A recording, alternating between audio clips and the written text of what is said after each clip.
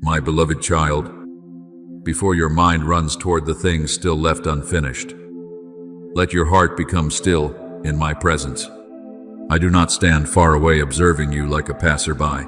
I bend down close to you with the love of a father who knows every trace of weariness within your soul.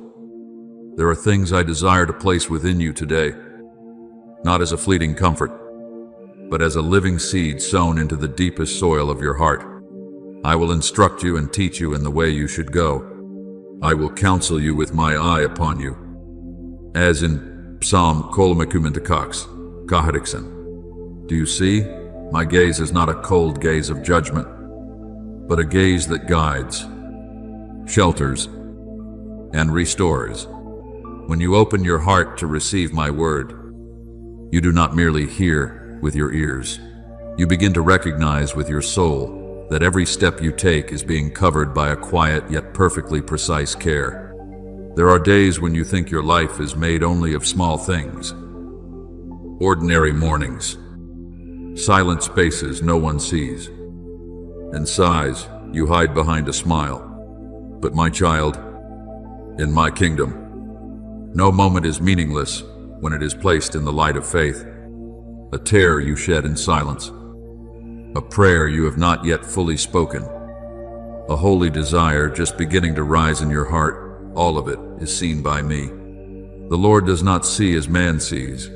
Man looks at the outward appearance, but the Lord looks at the heart. As in it Samuel Sexton, Shoe. Therefore, do not be quick to underestimate the gentle movements taking place within you. Others may only see that you are the same as yesterday, but I see the roots of faith growing deeper.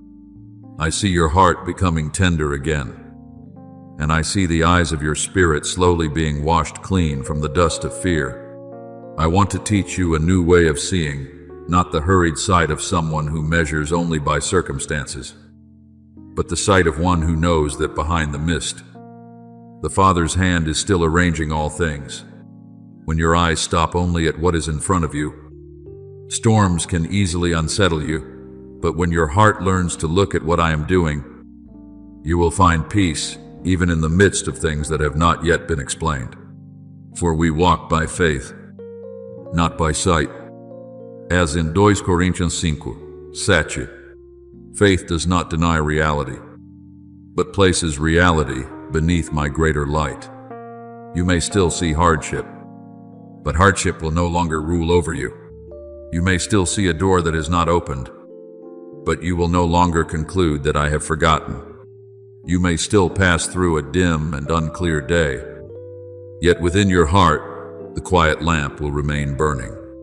Remember the story of Elisha and the young servant in 2 Kings 6.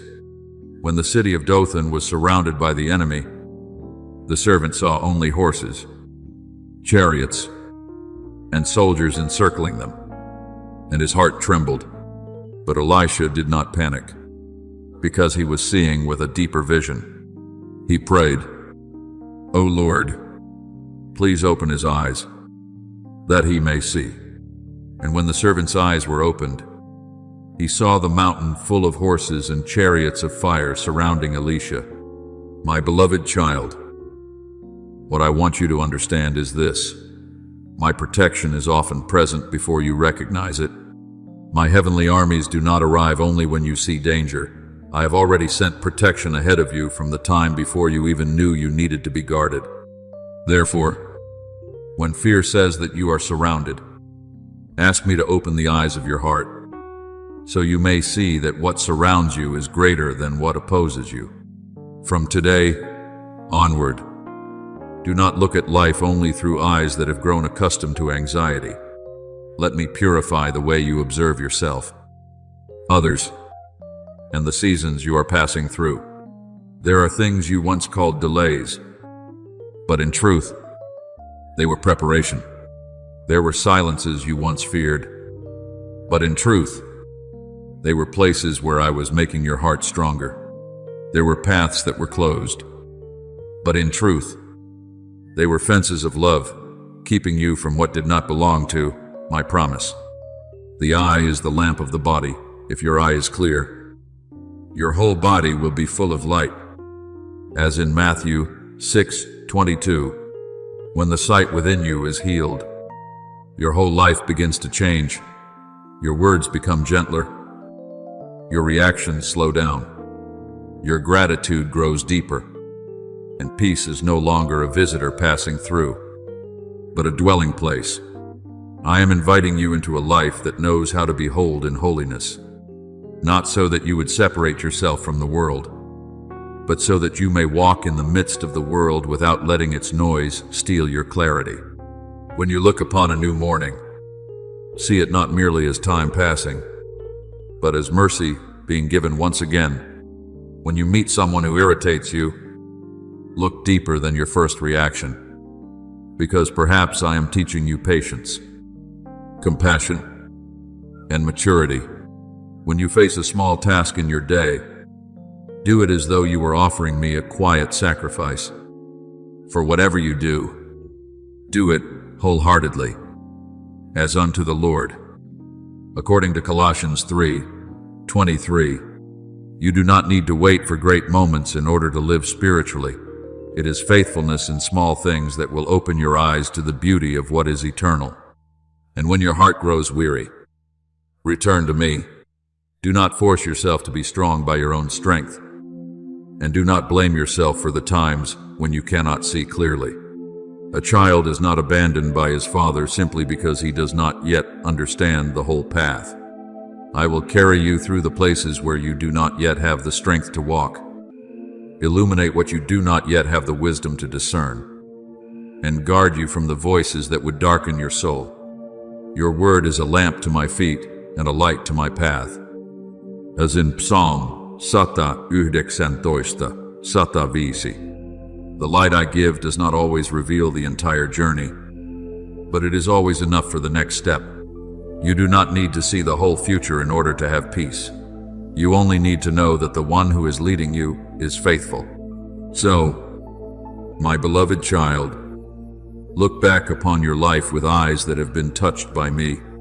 See that in ordinary days, grace is quietly blooming. See that in what remains unfinished, my hand is still shaping and forming. See within your own heart a garden I am tending, pulling out the thorns of fear, pouring down the waters of hope, and causing the flowers of pure joy to grow. I am nearer to you than breath, gentler than the dawn, and more steadfast than the mountains. Continue walking in that light, not as one being pushed into tomorrow, but as one being led by your Father into a land of blessing prepared in love. My beloved child, there are doors in your life that do not open by pressure, nor by the haste of the mind, but open when you know how to become still before me. I do not call you to turn inward so that you may imprison yourself in layers of thought, nor do I want you to dig through your heart with fear. I invite you to enter that secret place as one entering a holy sanctuary, where there are movements so gentle, yet marked with the traces of grace. Sometimes it is only a softening of the heart, a breath that suddenly becomes lighter, a pure thought passing through like sunlight upon the water, or a sense of peace that you cannot explain by outward circumstances. Do not underestimate those small signs, for often my spirit does not come like thunder shaking the mountains, but like a very gentle breeze awakening the deepest part of you. Be still and know that I am God. As in Psalm 46:10, that stillness is not an empty void, but the place where your heart ceases its resistance so it can recognize that I am near. Therefore, when a new day opens before you, carry this small practice with you like a lamp in your hand. Before a message that makes your heart waver, pause it. Before an invitation that leaves you confused, pause it. Before an old sorrow suddenly rises again, pause it. Not to avoid it, but to place everything beneath my loving gaze. You will see that what once made you react intensely begins to lose its power. What once pulled you into a spiral of overthinking begins to grow quiet. What once left you unsettled begins to be reordered in the light. I will not only show you what to do, but also teach you who to become in every choice. For what I am building within you is not merely a life with right decisions, but a soul with right peace, a heart that knows how to remain in me, and a mind renewed by my presence. My beloved child, believe that I do not require you to understand every signal within your heart immediately. I am a patient Father, and I am pleased to teach you step by step. Each time you pause instead of rushing, each time you breathe deeply instead of letting anxiety carry you away, each time you bring your emotions beneath my light instead of hiding them in darkness, you are growing in holy wisdom.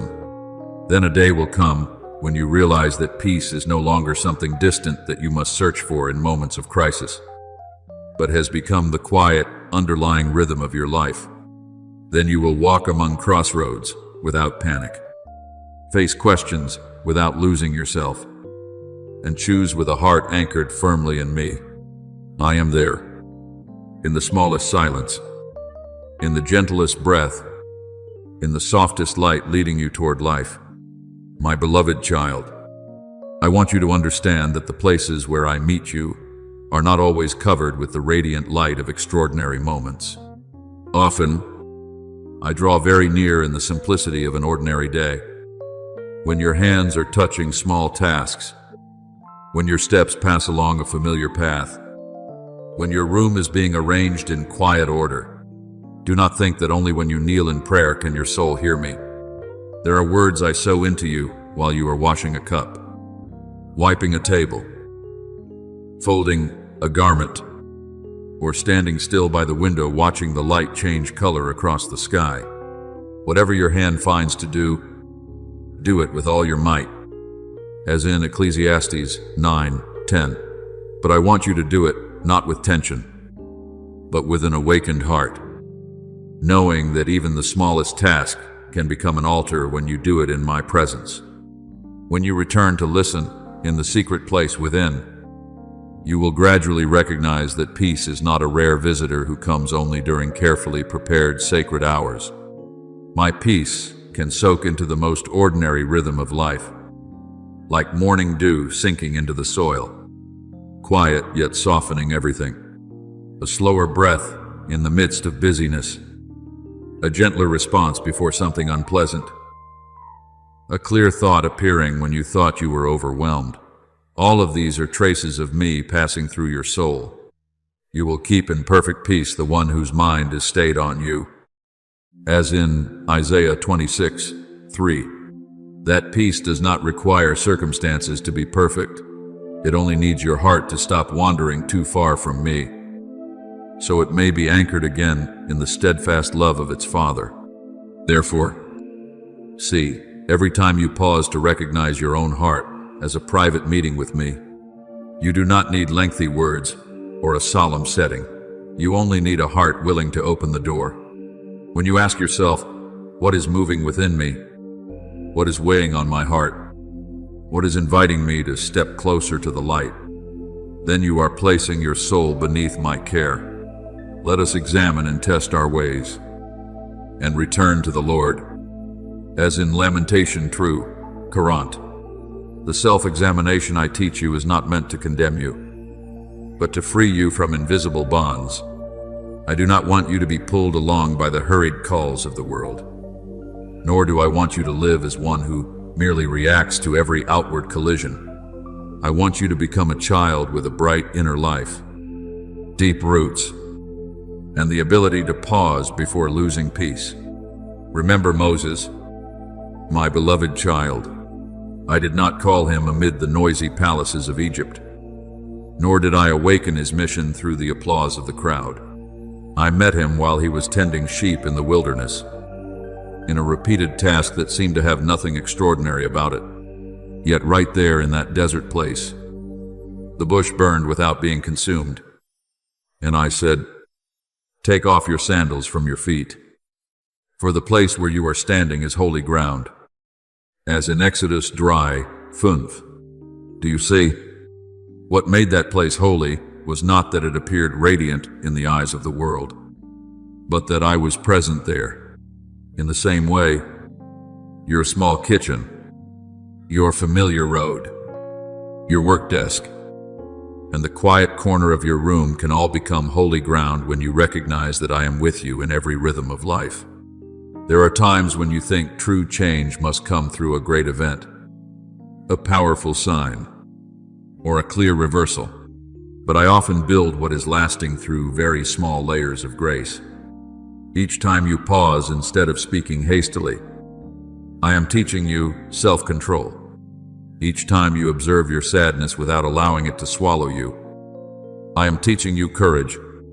Each time you choose to record something I have done, even if it is only a thin ray of light in the day, I am helping you raise up milestones of faith. Remember the whole way that the Lord your God has led you. As in Deuteronomy 8:2, sacred memory is not only for looking back at the past, it becomes evidence that helps your heart stand firm when the future is still unclear. When you write down those quiet movements, you are not merely recording emotions. You are learning to discern my footprints in your life. Perhaps today, you can only write that your heart feels a little lighter, that you did not react as you once did, that you recognized an old fear, but no longer bowed before it. Do not consider those things small. In my eyes, they are young shoots of maturity. Mary, the mother of Jesus, did not fully understand everything happening around the Holy Child. But Mary treasured up all these things and pondered them in her heart. As in Luke Cox, a heart that knows how to keep and ponder will not let grace pass by like water over stone. It holds it, cherishes it, and in the proper season, understanding will bloom into deeper faith. Then you will see that, over time, this quiet faithfulness begins to renew the way you live. You are no longer easily swept away by the rushing current of impatience. You hear a difficult word without immediately building walls of defense. You encounter something contrary to your will without letting the whole day be colored by bitterness. You stand before a choice and know how to wait for peace to speak before you move forward. Whoever is slow to anger is better than the mighty, and he who rules his spirit than one who takes a city. As in Proverbs 16:32, true strength is not that you can control everything outside of you, but that outward things can no longer so easily steal the throne of peace within you. I am making you strong in that holy way, gentle yet steadfast, tender yet not weak, quiet yet full of power. And when the eyes within you are healed, I will teach you to look at the world outside with a new light. You will no longer see only people who are difficult to love, but souls in need of mercy. You will no longer see only obstacles, but invitations to grow. You will no longer see only ordinary days repeating themselves, but grace hidden within each small rhythm. May the eyes of your heart be enlightened. As in Ephesians 1:18, this is what I am doing within you, so that your vision will no longer be confined to the outward appearance of things, but will begin to touch the deeper meaning I am weaving. When you see as I see, you will judge less, give thanks more, hope more steadily, and love from an unfailing source that comes from me. So, my beloved child, continue to be faithful to those quiet appointments. Return to your own heart in my light, without fear, without haste, and without self-blame. I am there, not to search you harshly, but to heal you. I am working in the things you thought were slow, cultivating in the places you thought were empty, and lighting up the corners you once thought no one could see. One day, you will look back and realize that you have changed, calmer in the storm, kinder in moments of friction, wiser in your choices, and filled with hope even when the road is still long. Keep walking, for every awakened breath is bringing you nearer to my heart, and when your heart comes into rhythm with mine, your eyes will reflect the gaze of the Father. The gaze that turns every ordinary thing into a place where grace blooms. My beloved child, I am leading you from inner awareness into a deeper realm of seeing, where your eyes no longer measure things only by old memories, old wounds, or conclusions formed during seasons when you had not yet been healed. There are times when you look at a person and see only what they have done, look at a circumstance and see only delay, look at yourself and see only the limitations you have not yet overcome. But I do not see that way. The Lord does not see as man sees. Man looks at the outward appearance, but the Lord looks at the heart, as in it Samuel Sexton, Shoe. Therefore, today I do not only want you to become more peaceful, I want you to be renewed in the way you see when your gaze is placed beneath my light. The same situation will no longer suffocate you as it once did. You will begin to see, in what irritates you, a gentle lesson. In what you do not yet understand, an invitation to trust. In the person who hurt you, a soul also in need of grace. And in yourself, a work that I have never abandoned. Do not think that you must possess every answer before you can walk forward. My wisdom does not always unfold like a complete map from beginning to end. Often I light only enough for the step before you. And as you take that step, the next light appears. Your word is a lamp to my feet and a light to my path. As in Psalm 119, that lamp is not the sun exposing the entire long road, but it is enough to keep you from stumbling in this present moment. My beloved child, faith is not closing your eyes and rushing into darkness. Faith is opening your eyes to my faithfulness, even when your mind does not yet fully understand what I am doing. For we walk by faith, not by sight. Azing 2 Corinthians 5:7. When you say, I believe, and then Father will teach me to understand more, your heart is released from the chain of needing to control everything. There is a story I want you to remember. When Hagar was walking in the wilderness with Ishmael, the water had run out, and hope seemed to have run out with it. She placed the child under a bush, then sat at a distance and wept, thinking she had nothing left but to witness loss. But I heard the voice of the child, and my angel called to her in that desolate place. Scripture says that God opened her eyes, and she saw a well of water, as in Genesis 21:19. Do you see?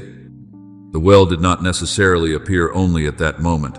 What changed was that her eyes were opened to recognize that the source of life was already near.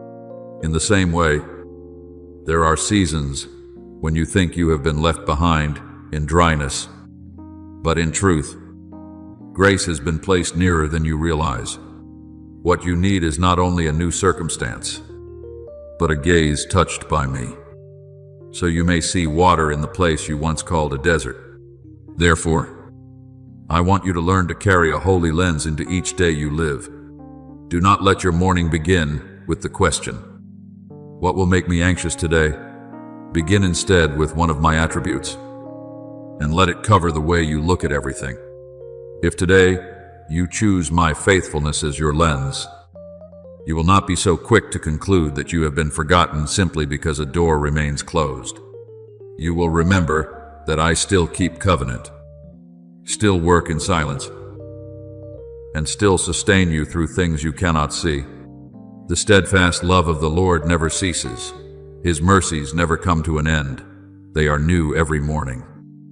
As in Lamentation true, 22 true. When you look through that faithfulness, a rainy day is no longer proof of absence. It becomes a season in which the soil is watered, so the seed within you can grow. If on another day you choose my gentleness as your frame of vision, you will recognize many opportunities to respond with grace instead of reacting from pain. You will hear a difficult word without quickly turning it into a battlefield. You will meet someone clumsy in the way they love without immediately closing the door of your heart. You will face your own weaknesses without using the whip of condemnation. against your soul. Learn from me, for I am gentle and humble in heart. As in Matthew 11:29, my gentleness is not weakness, it is strength made holy. Power that knows how to lift up instead of crush. When you look through that gentleness, you will become less eager to win every argument and more desirous of preserving life in every word you speak. Then there are times when I want you to choose my nearness as your lens.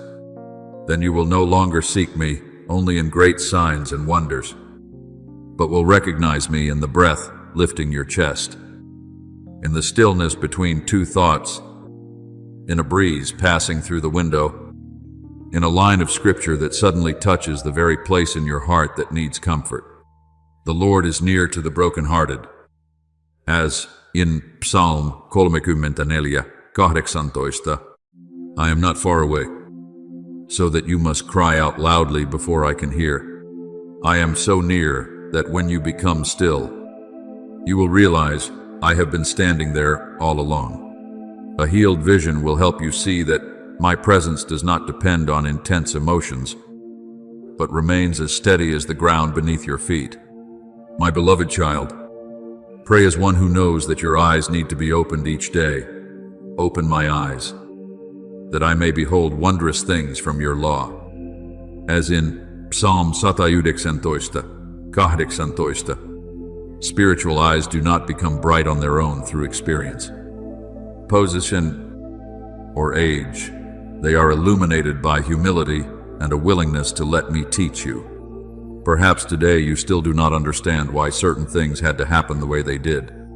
Perhaps you still have questions, empty spaces, and pieces that have not yet fallen into place. But I want you to rest in this. You do not need to understand everything in order to be loved. You do not need to see everything in order to be led. And you do not need to have perfect vision before I patiently correct it day by day. May the eyes of your heart be enlightened. As in Ephesians 1:18, this is the work I am doing. Gentle, yet deep. Quiet, yet enduring. So from today onward, when you encounter something that makes your heart tremble, do not be quick to ask what it will take away from you. Ask instead, if I looked through the Father's eyes, what would I see here? When you meet someone who is difficult to love, do not quickly close yourself off in judgment. Ask, with what mercy is the Father looking upon this person? When you look at yourself on days when you are not yet strong, do not see only what is lacking. Ask, what is the Father growing within me through this season? Each question like this will open a new pathway in your mind. And little by little, you will see that your gaze is no longer imprisoned by fear, but begins to reflect my own, purer, more generous, and more hopeful. When you see as I see, you do not merely change your emotions, you change the way you live, the way you love, the way you choose, and the way you keep walking through this world as a child, carrying the light of your Father. My beloved child, when your eyes begin to be washed clean by my love, you will realize that the world is not as poor as your weary days once made you think. There are very small things that still carry the breath of grace, a streak of light slanting through the window, a leaf still holding a drop of morning dew, a hand unexpectedly placed on your shoulder at the very moment your heart needs to be reminded that you are not alone. These things are not soulless coincidences. They are shining fragments of my kindness scattered along the road you walk. The heavens declare the glory of God. As in Psalm 19:1, yet it is not only the heights of the sky that speak of me.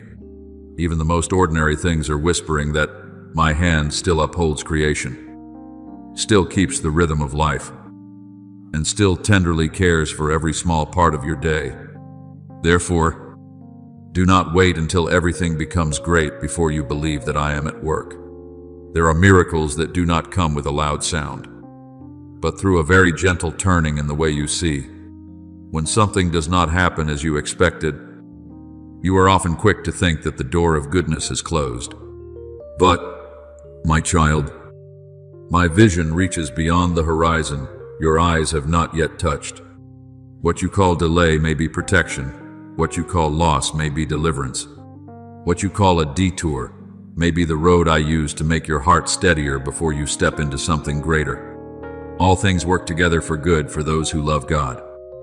As in Romans 8:28, that does not mean everything is pleasant, but it means nothing is beyond my power to redeem when you place it into the hands of your Father. At times, I will invite you to look back at a situation not with your old reflexes, but with a new holiness. When someone speaks a word that hurts you, you may want to respond immediately in order to protect yourself.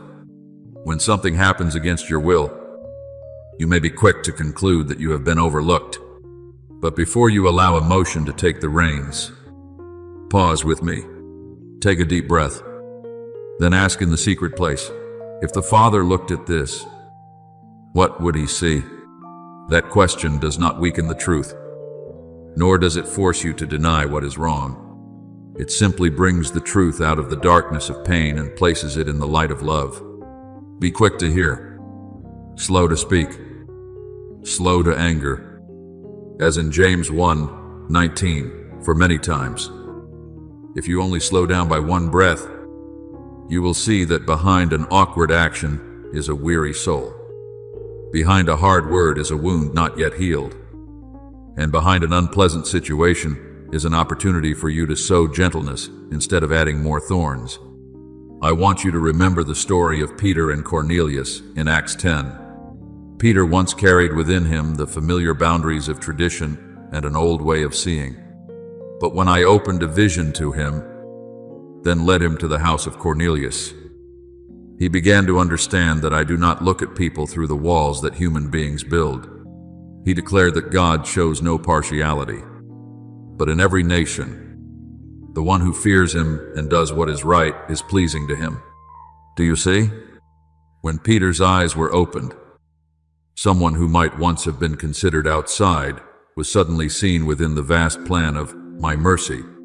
In the same way, I am widening your vision, so that you will not be imprisoned by prejudice, old experiences, or old fears, but will know how to look at others with disciplined compassion, with truth that is not harsh, and with love that is not blind. When you learn to see as I see, you will recognize worth in those whom the world passes by. You will no longer pay attention only to the radiant, the strong, or those who can benefit you. You will recognize light in the one who serves quietly, in the one who is trying to rise again after many falls, in the one who says little but carries a heart heavy with things no one has asked about. A bruised reed he will not break, and a faintly burning wick he will not quench. As in Isaiah 42:3, that is how I see. I do not cast away what is still weak. I do not despise what is still small. And I do not make hasty conclusions about what is still in the process of being restored. And when you allow that gaze to soak into you, you will also stop treating your own soul cruelly. You will see yourself not as a flawed draft that must be torn apart, but as a work I am patiently perfecting, stroke by stroke, through grace. Then you will realize that this life is not merely a sequence of disconnected events. In my hands, every day is a brushstroke. Every encounter is a color, and every joy, as well as every tear, can be taken by me into a much larger painting. When you stand too close, you may see only one dark stroke and think the whole picture has been ruined. But I, the one who sees from the beginning to the end, am weaving a beauty that the present moment cannot yet fully explain. For now we see dimly in a mirror, but then face to face. In Azim 1 Coríntios 13:12. Therefore, do not let one dark stroke cause you to doubt the hand of the artist. Trust that I know how to place light beside shadow, how to turn broken lines into depth, and how to use even the seasons you do not understand to reveal the glory of my love. It is from this renewed vision that worship will bloom naturally within you. Worship is not only a song rising in the church, nor only a prayer you offer when your heart is joyful. Worship is when you look at an ordinary day and say, Father is still here. Worship is when you do not yet have the answer, yet still guard your heart from bitterness. Worship is when you do a small task with a clean heart, forgive something difficult, and choose hope when the reasons for hope still seem very thin. So, whether you eat or drink, or whatever you do all to the glory of God. As in Corinthians 10:31, when you live this way, every breath can become a fragrance offered up to me, and every quiet action can become a gift. My beloved child, there is a kind of freedom that opens when you learn to see in order to worship. For praise draws your heart out of the spiral of lack and places it into the river of my presence. When you worship before you can see everything clearly, the chains of fear begin to loosen. When you give thanks in small things, you are no longer a prisoner of what you do not yet have. You become one who recognizes the treasure already in your hands. Paul and Silas sang praises to me in prison at midnight, and their chains were opened. As in Acts 16, but before the prison doors shook, their hearts were already free because they knew how to place me higher than their circumstances. I want you to step into that same freedom, not freedom because everything has become favorable, but freedom because your soul knows how to praise the one who still reigns in love. So walk today with eyes that have been sanctified. Look at the small ray of light and remember my great kindness. Look at the person who is difficult to love and ask me to show you what needs mercy. Without losing wisdom, look at yourself with reverence, for you are fearfully and wonderfully made. As in Psalm 119 Nelia Toista, and in all things, let your heart respond with worship.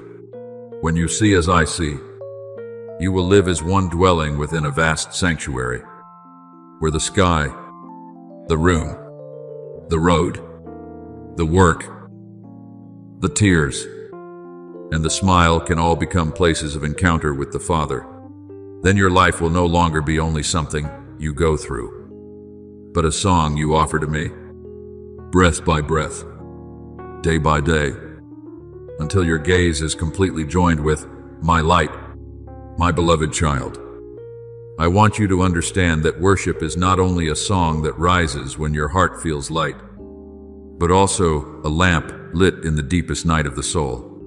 There are times when your heart aches because of what has not yet been healed, because of words not yet answered, because of an emptiness no one else can see. But even while tears are still warm upon your cheeks, you can still offer me a truthful song, not a song meant to cover your pain, nor a forced smile meant to prove that you are strong, but the worship of a heart that knows its Father has not left. I will bless the Lord at all times. His praise shall continually be in my mouth. As in Psalm 119. Do you see? Praise does not wait until everything is settled before it rises, many times. Praise itself is the path I use to bring my peace into the middle of your confusion. I do not require you to come before me with a heart that is already completely healed. I receive even the trembling song, the thanksgiving still caught in your throat, and the silence that carries within it a small desire to believe once more. When you worship amid what is still unclear, you are declaring that circumstances do not have the right to define my faithfulness. Though the fig tree should not blossom, nor fruit be on the vines, though the olive tree should fail, yet I will rejoice in the Lord. As in Habakkuk 17:18. That is mature worship. It does not deny loss, but it does not allow loss to sit on the throne. It does not pretend that everything is pleasant, but it still places me above everything you are enduring. When you do this, my light passes through the cracks in your heart, and the very place that once hurt becomes a window through which hope can shine. Remember Jehoshaphat when the people of Judah faced an army far greater than their own strength. They did not know what to do, but they knew to set their eyes upon me. Before the battle, the king appointed singers to go before the soldiers, not with weapons in their hands, but with praise upon their lips. Give thanks to the Lord, for his steadfast love endures forever. As in 2 Chronicles 20:21. And when they began to sing, I acted in a way they could not have produced by their own strength. My beloved child, there are battles in your life that are the same. You do not overcome first by controlling every detail, but by placing me in the highest position within your heart. Worship is not an escape from reality. It is the way you invite my power into that reality. Therefore, I want you to build places into your life that remind you of my presence. They do not need to be grand, and they do not need to be displayed before others. It may be only a small, quiet corner, an open Bible, a sheet of paper where you write down what you are grateful for, a gentle lamp, or a chair where you often sit in silence before me for a few minutes. What matters is not the outward object, but the sanctification within your heart. When you return to that place, your mind will gradually remember, I have kept you through seasons you thought you could not survive, lifted you up when your heart was weak, and opened a way when everything before you seemed like a closed wall. Remember the wondrous works that he has done, as in Psalm 1:20. That remembrance will become an anchor, so that when new waves rise, your soul will not be carried too far away. Then I will teach you to turn worship into a holy reflex. When something unexpected makes your heart waver, instead of letting complaint step out first, let trust take the first step. Say to me, even if very softly, Father, I thank you because you are still here. That sentence does not erase your true emotions, but places those emotions beneath the wide sky of my presence. Give thanks in all circumstances, for this is the will of God. As in 1 Thessalonians 5:16. I am not telling you to give thanks for evil as though it were good. I am teaching you to give thanks in all things because I still have the power to redeem, heal, lead, and transform. When thanksgiving is placed at the doorway of your lips, anxiety will find it harder to dwell for long within your heart. There will be days when worship feels easy, like clear water flowing naturally from a spring. But there will also be days when every song feels as though you must lift a heavy stone from your chest. Do not be afraid of those days. I do not despise praise that is offered with the little strength you have left. Through him, then, let us continually offer up a sacrifice of praise to God. As in Hebrews 13:15. Sacrifice means that something is placed upon the altar. Sometimes what you place there is joy, but sometimes it is tears, waiting, unanswered questions, and a heart that still chooses to believe even while trembling. And I receive it all, not as worthless fragments, but as the fragrance of your heart loving me in the midst of trial. You also need to know that worship is not found only in a song. I listen to the song of your life, a kind word spoken when you could have chosen bitterness, a compassionate gaze given when you could have passed by, patience in a time of waiting, a small task done with a pure heart. All of these can become worship. Whatever you do, in word or deed, do everything in the name of the Lord. As in Colossians 3:17. When you wash the dishes with a peaceful heart, when you tidy your room as though preparing a place for the light, when you do your daily work with faithfulness, these things are no longer ordinary. They become the quiet drumbeat in the song your life offers up to me.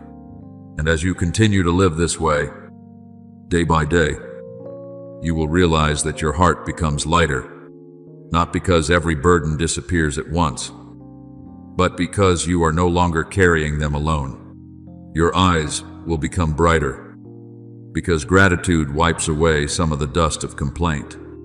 Your mind will become wider, because praise opens the door for hope to enter. When the soul is filled with worship, fear will no longer be able to pitch its tent within you as easily as before.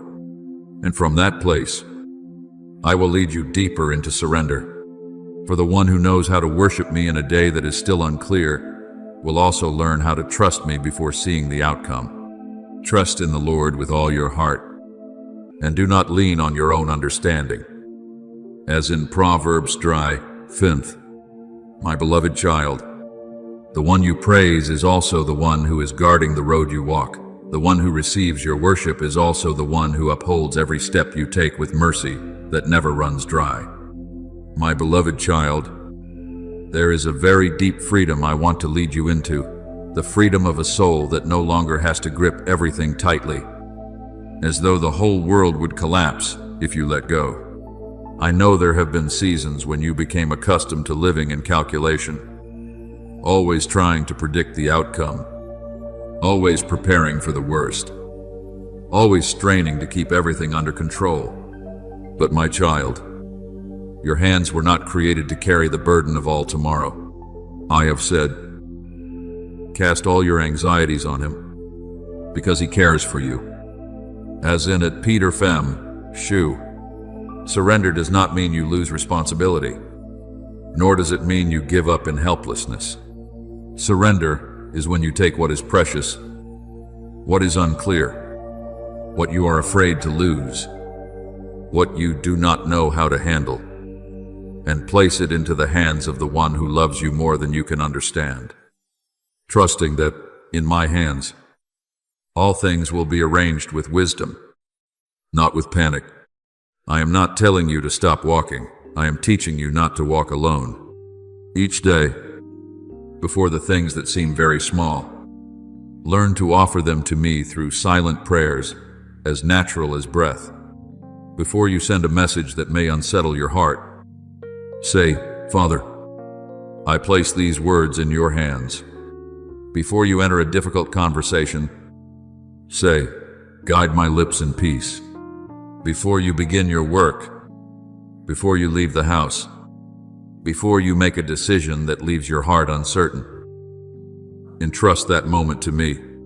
In all your ways acknowledge him, and he will make straight your paths. As in Proverbs 3:6, do you see? I do not want to be present only in your great decisions. I want to be invited into every small detail, because it is those small details that form the direction of your whole life. There are things you think you can only be at peace with once you understand them completely. But I am teaching you a higher order. Trust first, and then the light will gradually unfold. If you demand to see the entire road before you are willing to step forward, you will remain standing forever at the threshold of what I have prepared. Faith is not that you see every turn in the road, but that you know the one who leads you never loses the way. Your word is a lamp to my feet and a light to my path. As in Psalm 119, Satavisi. That lamp often does not shine all the way to the end of the journey. It gives enough light for you to continue in obedience today. And as you walk, the light walks with you. As you trust, your heart is no longer torn apart by the question, what if? But anchored in the gentle whisper, I am holding you. Learn to offer your schedule to me, not as a rigid plan that forces me to bless according to your will, but as an open page on which I may write things even better. Each morning, you may place before yourself the tasks that need to be done, but leave a holy space for me to adjust them. Sometimes what you think is most important is not what I am emphasizing that day. Sometimes an unexpected meeting, a person who needs to be listened to, a necessary pause, or a slowing down that seems to waste time is actually the very place where I am protecting your peace. The heart of man plans his way, but the Lord establishes his steps. As in Proverbs 16, 9. I am not breaking your life when I adjust your plans. I am saving you from priorities that disguise themselves as necessary while quietly draining your soul. My beloved child, remember Ruth, the woman who stepped into a future she could not clearly see. When she chose to follow Naomi, she left behind what was familiar and entered a new people, a new land, and a new story whose ending she did not yet know. She spoke only with a faithful heart, "Your people shall be my people, and your God, my God." As in Ruth 1:16. At that moment, she did not know that the field where she would glean would lead her to Boaz. Nor did she know that her quiet faithfulness would be woven by me into the lineage of the Savior. Do you see? Surrender often begins very quietly, like a footstep on a dusty road, like a choice to love when the heart has no guarantee. But when that is placed into my hands, I can cause an entire season of redemption to bloom from the place where you saw only loss. Therefore, do not confuse surrender with passivity. The one who surrenders is not someone who lies still and lets everything drift away, but someone awake enough to listen when I say to move, and humble enough to stop when I say to wait. There are times when I will urge you to act with courage. There are times when I will hold you back with deep peace. Sometimes a door opens very clearly, but at other times, my sign is a gentle restraint within your heart. Be still before the Lord and wait patiently for Him. As in Psalm 37:7, that waiting does not, but trains you to discern between the hurried voice of the flesh and the leading voice of the Spirit. When you learn this rhythm, you will no longer chase every opportunity out of fear of missing out, nor will you stand still in fear when I have called you to move forward. I know that the instinct to control within you does not easily fall silent. It will whisper that if you do not hold tightly, everything will fall apart. If you do not worry in advance, you will be caught off guard. If you do not intervene by yourself, I will arrive too late. But my child, anxiety has never been proof of wisdom. And which of you, by being anxious, can add a single hour to his span of life? As in Matthew 6:27, when you place something into my hands, you are not throwing it into emptiness.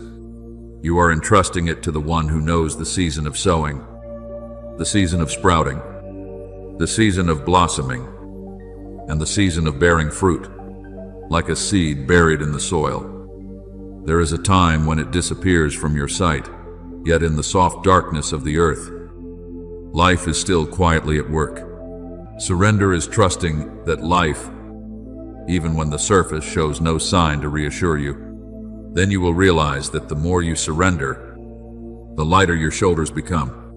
You will still work, still love, still take responsibility, still walk forward, but no longer as one who must strain to carry the whole future. You will stand taller, breathe more deeply, and look farther ahead, because you know that tomorrow is not beyond my reach. The Lord will fight for you, and you have only to be silent. As in Exodus 14:14, there are battles I do not ask you to rush into by your own strength. I ask you to stand in faith and behold my deliverance. When you allow me to hold what belongs to me, you will have the strength to do what belongs to you with peace, not with anxiety. And when surrender has become the breath within your heart, your eyes will become more sensitive to the small signs I place along the road. A word spoken at the right time, an unexpected delay, an encounter that seems accidental, a gentle prompting in your mind, a door closing while your heart still remains at peace. All of these can become guiding markers when you are no longer blinded by the noise of control. I will teach you to recognize these signs not through superstition, but through intimacy with me. You will know that the one to whom you surrender has not remained silent and abandoned you. I still whisper, still guide, still place each small stone along the path you walk. Entrust today to me, and then entrust tomorrow as well. Place your plans, dreams, fears, the people you love, and the things you are waiting for into my hands. These hands are never loose, never hurried, and never out of season. In my hands, what you entrust will not be lost. It will be purified, protected, and made fruitful at the appointed time set by my love, my beloved child. When your heart has learned to place heavy things into my hands, the eyes of your soul will gradually become more refined. Before, you may have passed through a day and seen only tasks, pressure, appointments, and things that had to be completed. But when you live in surrender, you begin to recognize that I am still placing very gentle markers along your way. They do not always come like trumpets sounding on a mountain, nor do they always appear as a miracle that causes everyone to pay attention. Often, they are as small as a pure thought suddenly lighting up, as tender as a word of encouragement arriving at the right moment, as light as a prompting that makes you want to pray, to forgive, to take one more step toward what is good. Your ears shall hear a word behind you, saying, "This is the way, walk in it." As in Isaiah 30:21, that voice is not always loud, but it always carries peace, life, and a quiet light leading you back to the right path. I want you not to despise small things simply because they do not wear an outward garment of wonder. There are conversations you thought were merely accidental, yet a single sentence within them opens up something you had been asking me about for a long time. There are songs you hear in passing, yet their melody touches the weariness within you like gentle anointing oil. There are desires that arise very quietly, not driving you with ambition, but inviting you toward a direction that is purer, Vida, and closer to what I am preparing. Do not despise the day of small things. As in Zechariah 4:4, for in my kingdom, a small seed can still become a great tree. A fragile sign can still be the beginning of a deep journey. A light touch within the soul can still be my hand adjusting the direction of your steps. But my beloved child, I also want you to learn to discern with wisdom. Not every strong emotion is a sign from me, and not every open opportunity is a door I want you to enter. Therefore, when you notice something repeating, a confirmation coming from different directions, or an inner prompting accompanied by peace, bring it before me. Ask me with humility, Father, does this come from you? Does this make me more loving, purer, more courageous, more faithful, beloved? Do not believe every spirit, but test the spirits to see whether they are from God. As in John 4:1, I do not want you to chase signs with impatience.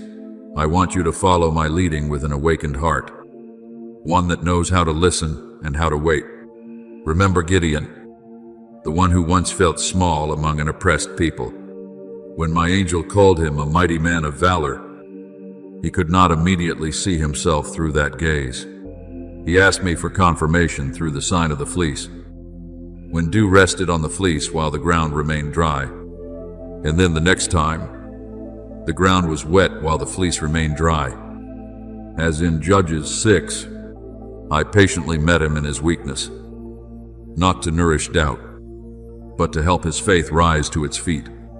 Do you see? I know that your heart sometimes needs to be strengthened. I do not despise you when you need confirmation, but I want you to seek that confirmation in communion with me, not in the panic of wanting control. A true sign will not make you arrogant, nor will it draw you into superstition. It will lead you into deeper obedience and humbler trust. There are seasons when I do not send only one single sign, but arrange many small signals into a straight line, like stones leading across a stream, an opportunity opening at the right time, Counsel from a wise person confirming what you have quietly prayed about. Another door closing while your heart does not panic. A scripture verse returning again and again to your mind when these things come together in peace. Pay attention. The steps of a righteous man are ordered by the Lord. As in Psalm 37, 23. I can use both outward circumstances and inward assurance to uphold you, so that you do not have to walk like someone lost in the fog.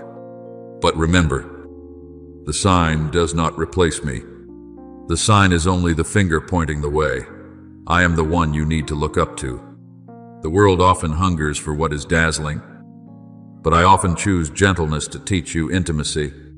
I do not want you to believe only when the earth shakes, the heavens open, or everything changes immediately before your eyes.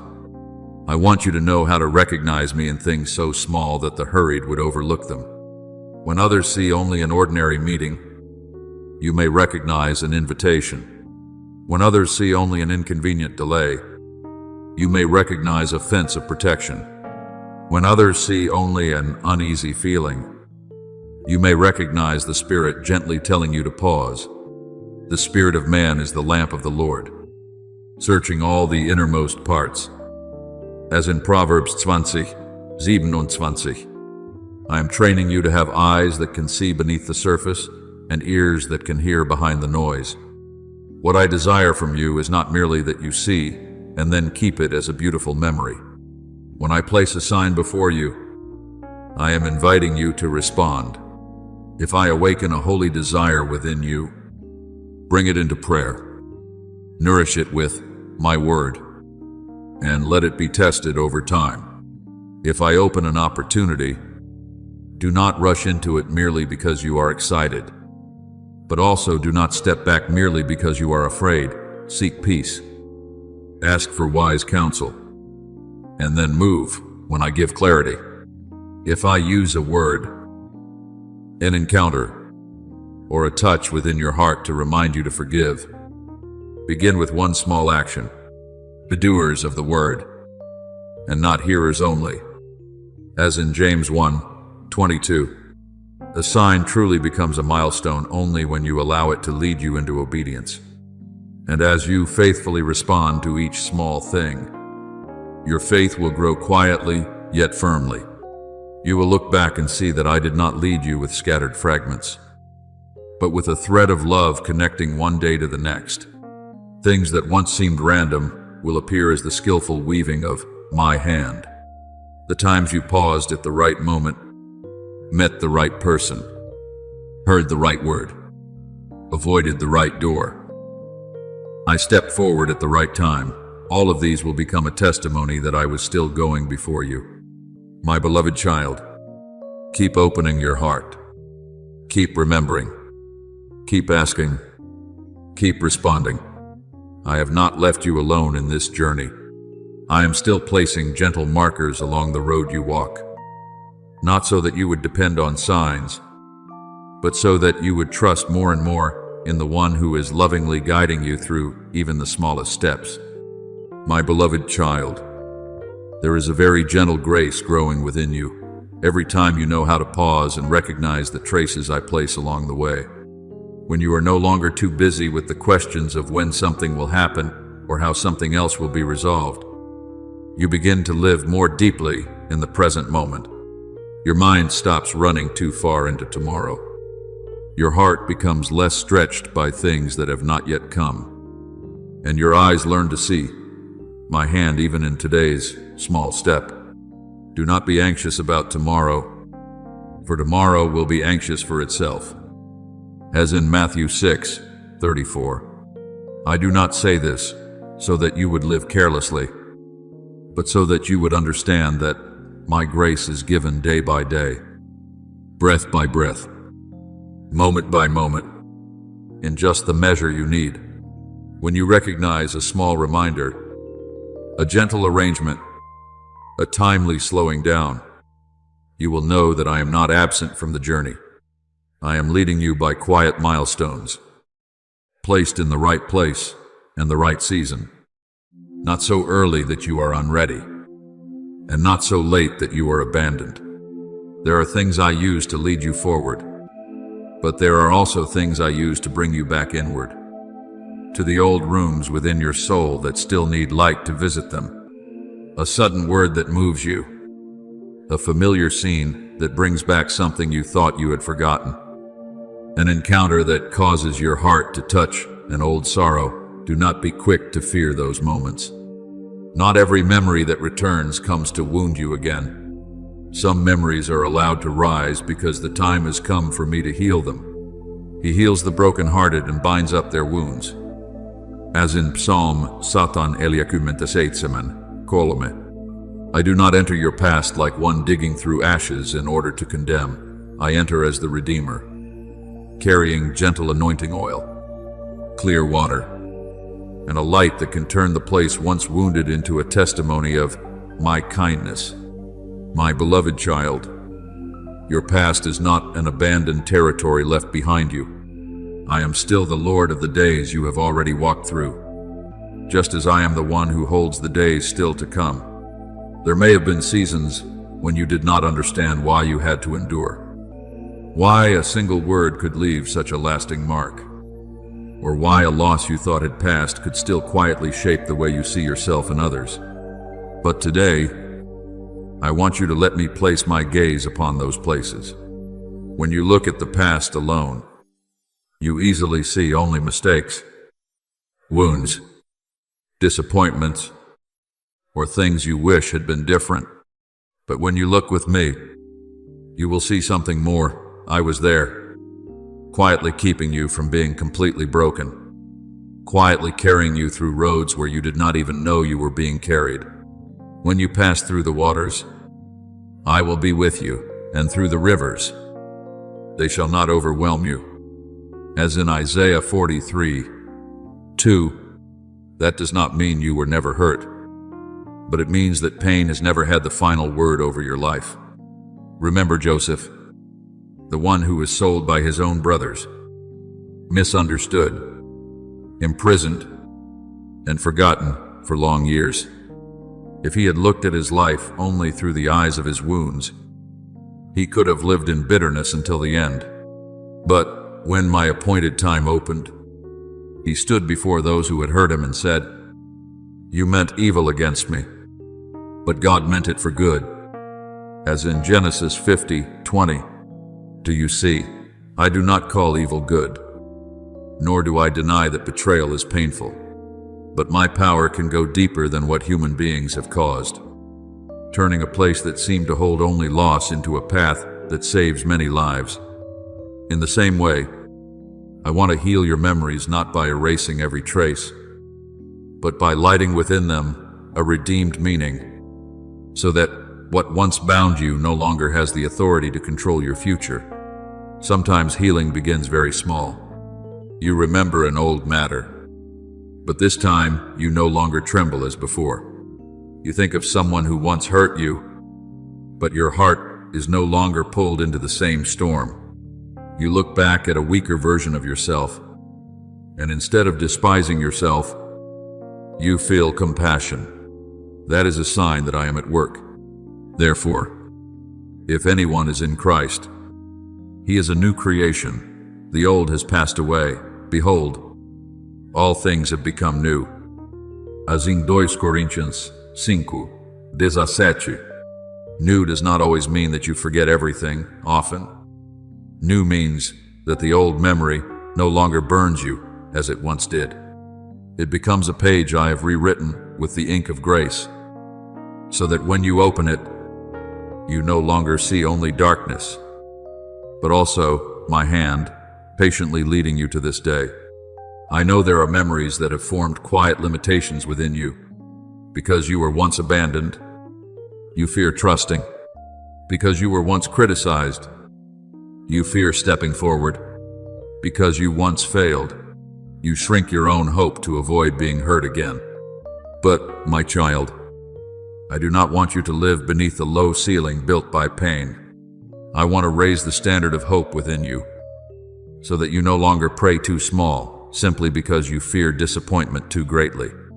For I know the plans I have for you, declares the Lord, plans for peace and not for disaster, to give you a future and a hope, as in Jeremiah 27:7. When I touch a memory, I also widen your vision. I do not only heal what is hurt, I restore your ability to expect the goodness you once lost. Therefore, when a sign touches your past, do not quickly close the door. Bring it before me with a simple prayer. Father, please show me what needs to be healed here. Help me see this through your eyes. Take from me the shame that does not belong to me, the fear that is no longer necessary, and the words of condemnation that have clung to my mind for too long. I will not hurry you. I know how to open one layer at a time, gently, like dawn opening the night. A bruised reed he will not break, and a smoldering wick he will not quench. As in Matthew 12:20, my gentleness is strong enough to enter the deepest place without breaking you further. Then you will see that the signs I give do not only lead you toward outward decisions, but also lead you into inward freedom. Every healed memory will make your steps lighter. Every expanded limitation will make you more courageous. Every hope lifted higher will make your eyes brighter before the future. You will no longer live as one being pulled backward by the past, but as one whose entire story has been redeemed by me. Trust me in this process. My beloved child, I am gathering the scattered fragments, wiping clean the parts that have been covered by the dust of sorrow, and weaving them again into a beautiful testimony. When I heal your memories, I do not only return peace to you, I prepare you to receive fully the goodness that my love has long prepared for you. My beloved child, there are seasons when I do not call you to move forward by running, but invite you to lie down in the green pastures of my mercy. You have become used to striving, used to examining yourself, used to turning back each old page to see where you were wrong, where you were lacking, where you were weak.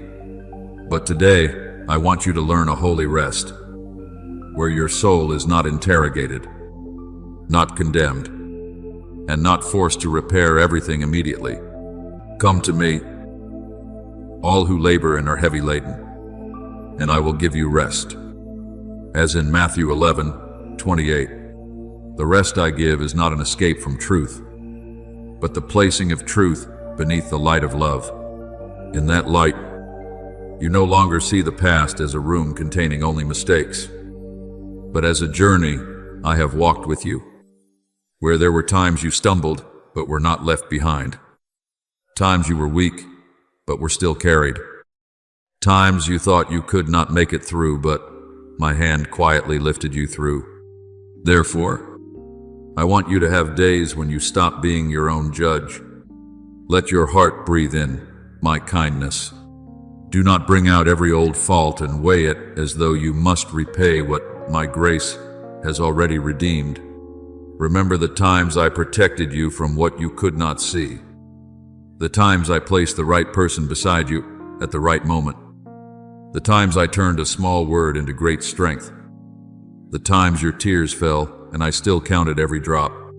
Bless the Lord, O my soul, and forget not all his benefits. As in Psalm 1:6, when you remember mercy instead of only remembering lack, your memory begins to be washed clean, not because every painful thing disappears from the story, but because that story is no longer written by shame, it is rewritten by mercy. There may be memories you thought had fallen asleep, and then one day they suddenly return through a scent, a sound, a word, or a familiar scene. When that happens, do not quickly panic, and do not blame yourself for not yet being completely strong. There are layers of ice within the heart that melt little by little, and each time they soften, I am bringing my warmth deeper within. He heals the brokenhearted and binds up their wounds. As in Psalm 1:6, I do not touch your wound in order to hurt you further, I touch it to remove the thorn that remains, so that it no longer secretly controls your reactions, choices, and beliefs. You may cry before me without shame, be silent before me without being misunderstood, and say that you are still hurting without fearing that I am disappointed in you. I am a gentle Father, and I know how to heal without crushing your soul. Remember Elijah, the one who once stood before the people as fire came down from heaven, but afterward became so weary that he sat under a broom tree and asked to die. I did not come to him with a heavy rebuke, asking why a prophet had become weak in heart. I sent an angel to touch him, to give him bread and water, so that he could eat, sleep, and then eat again, as in Ein Kings 19. Do you see? Sometimes what the soul needs before it can hear a new direction is not a long sermon, but gentle care, rest, and strength being restored. I know that your body and your soul are connected. When you are exhausted, memories can become heavier, fear can speak louder, and hope can grow dim. Therefore, resting in me is also part of healing. Do not underestimate peaceful sleep, a meal received with gratitude, an afternoon without self-condemnation, or a moment when you allow yourself to be small in my arms. I also want you to look again at Peter by the lake shore, not through the eyes of failure, but through the light of restoration. He once said he would follow me even to death, yet he denied me in the darkest hour. But when I met him after the resurrection, I did not set up a courtroom beside the charcoal fire. I opened a conversation of love. I asked him whether he loved me, and then I entrusted my sheep to him again. As in John 21, my beloved child, this is how I restore. I do not merely forgive you and then leave you sitting forever on the edge of the story. I heal you so you can rise again. Receive back your confidence. Receive back your calling.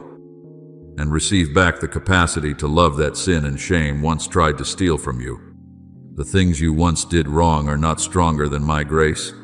The times you were weak cannot erase the good purpose I have placed upon your life. When memory is healed, you will begin to recognize that many fences in your life were not built by me, but by fear. Perhaps you have told yourself that you should not try again, should not trust again, should not open your heart again, should not expect goodness again, because you are afraid of repeating an old pain. But my child, I have not called you to live inside a cage decorated with reasonable explanations. I have called you into abundant life. Remember not the former things, nor consider the things of old. Behold, I am doing a new thing. As in Isaiah 43:18-19. I am not telling you to deny the past. I am telling you not to let the past rule the future. When I heal what has gone by, you will see your heart become wider, your steps become lighter, and the doors that once made you tremble will no longer be greater than the one who is holding your hand. Nothing you have gone through is useless in my hands. What was sweet can teach you gratitude. What was bitter can teach you mercy. What was lost can make you deeper. What you waited for can make you more steadfast. What you once thought was broken can become the foundation for a wisdom you did not have before. All things work together for good for those who love God. As in Romans 8:28, I do not call everything good, but I have the power to make everything serve what is good in my redemptive plan. Therefore, entrust to me even the pages you do not want to read again. I will not tear you apart because of those pages. I will continue writing with grace, so that when you look back, you will not only see the wound, but the testimony that I did not leave you for even a single moment. So, today, rest in me as a child held tightly by the Father. Allow your heart to have days without self-condemnation, hours without digging deeper into regret, and minutes simply to sit still and remember that you are loved. Look at yourself with the same gentleness I have toward you. Let old memories come, if they need to be healed, but do not let them sit on the throne. Place them at my feet, and let me turn ashes into a crown of beauty, and mourning into the oil of joy.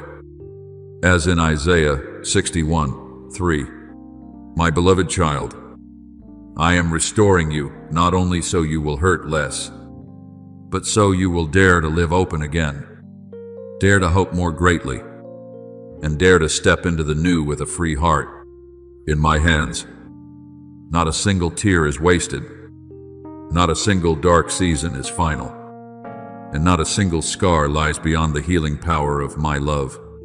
My beloved child, when I heal a deep place within you, I do not only make your pain lessen, I also turn that place into a spring where others may find hope.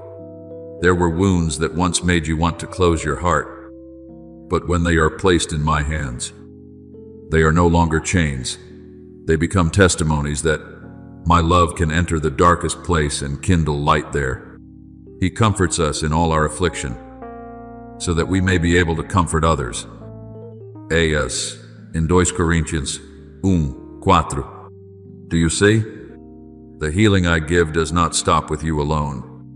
It flows outward through a gentler gaze, through slower words, through the patience you give to trembling souls, walking the road you once passed through.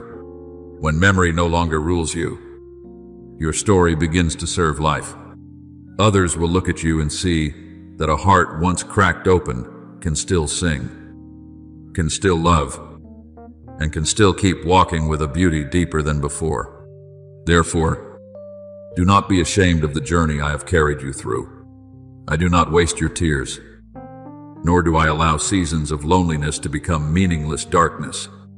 In my hands, what once made you weak can become the place where mercy matures. What once made you afraid can become the place where faith stands firm. What once made you think you had been left behind can become a testimony that I always arrive at the right time. I will give you a crown of beauty instead of ashes, the oil of joy instead of mourning. As in Isaiah 61:3, when I turn ashes into beauty, I do not erase your history as though it never happened. I redeem it, covering it with new meaning, so that when you tell it again, pain is no longer the center, but my faithfulness becomes the light that covers all things. Then a day will come when you realize your heart has become lighter, not because you were never wounded, but because the wound no longer decides how you look at the future. Not because every question has been answered, but because you know that the one who holds your past is also holding your tomorrow. The Lord will go before you. He himself will be with you. He will not leave you or forsake you. As in Deuteronomy 31:8, when that truth takes root within you, your gaze will naturally turn forward. You will no longer remain standing beside doors that have closed. No longer call yourself by what has passed. No longer let regret drag your feet through the mire of fear. You begin to understand that I do not heal you merely so you can sit still in safety, but so you can step into new territory with a free heart. Looking forward does not mean you must see every turn in the road. It means you know that my hand is holding yours, even when you cannot yet see the whole path clearly. There are steps that are only illuminated when you set your foot down in faith. For we walk by faith, not by sight. As in 2 Corinthians 5:7. I do not promise that you will always understand immediately what is happening, but I promise that you will not walk alone. When you walk under my guidance, peace does not come from controlling every outcome. Peace comes from knowing that the one who leads the way is faithful. Therefore, step forward steadily, not because you are strong at every moment, but because I am your strength in every moment. My beloved child, some trials along the road are not proof that you are on the wrong path, but signs that you are drawing near to something of value. Do not be quick to interpret every resistance as a command to stop. Sometimes an obstacle is only training your feet to become steadier, making your heart deeper, and revealing the sources of strength I have placed within you that you have not yet recognized. Blessed is the one who remains steadfast under trial, for when he has stood the test, he will receive the crown of life. As in James 1:12, the enemy is often not deeply concerned with meaningless steps, but when you begin to step into your calling, begin to live in freedom, and begin to become a source of healing for others, opposition may rise. When that happens, do not be afraid. Let the resistance remind you that what I am doing through you is not ordinary. Remember Joshua when he led my people to the banks of the Jordan River. Before them was a river overflowing its banks. Behind them was the long journey of the wilderness, and ahead of them was the promised land that had not yet been conquered. I did not part the waters before the priest stepped down. Scripture says that when their feet touched the edge of the water, the river stopped flowing. As in Joshua 3, do you see? There are miracles that open after the first step of obedience, not before it. If they had remained standing on the shore, waiting for everything to become easy, they would never have seen the dry path appear in the middle of the waters. In the same way, there are things I have prepared for you that will become clear as you walk, as you trust, as you set your foot down and surrender instead of waiting for every fear to disappear. So when you face a river before you, do not immediately think the journey has ended. Ask me, Father, how are you inviting me to step? Perhaps I am telling you to wait in peace. Perhaps I am telling you to speak a courageous word. Perhaps I am telling you to forgive, so your heart will no longer be held back. Perhaps I am telling you to begin one small thing you have delayed for too long. Be strong and courageous. Do not be frightened, and do not be dismayed. For the Lord your God is with you wherever you go. As in Joshua 1:9, courage does not mean you no longer tremble. Courage is when you still place your trembling hand into mine and keep walking. Because you know I will never lead you into a place where my grace cannot keep you.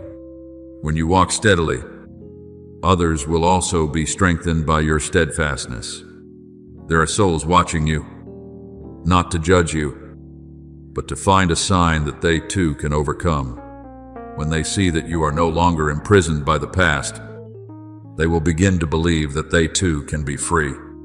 When they hear you speak of me, not with cold theory, but with the experience of one who has been carried through the night, they will recognize that hope is real. You are the light of the world. As in Matthew 5:14, that light is not something you create by yourself, but my life reflected through a heart that has allowed me to heal it, shape it, and send it forth. Therefore, my beloved child, lift your eyes toward what is ahead with eyes washed by grace. Your past has been kept by me. Your present is being upheld by me. And your future is not outside my hand. Do not let what is past call you back into the old cage. Do not let resistance make you doubt the road I have opened.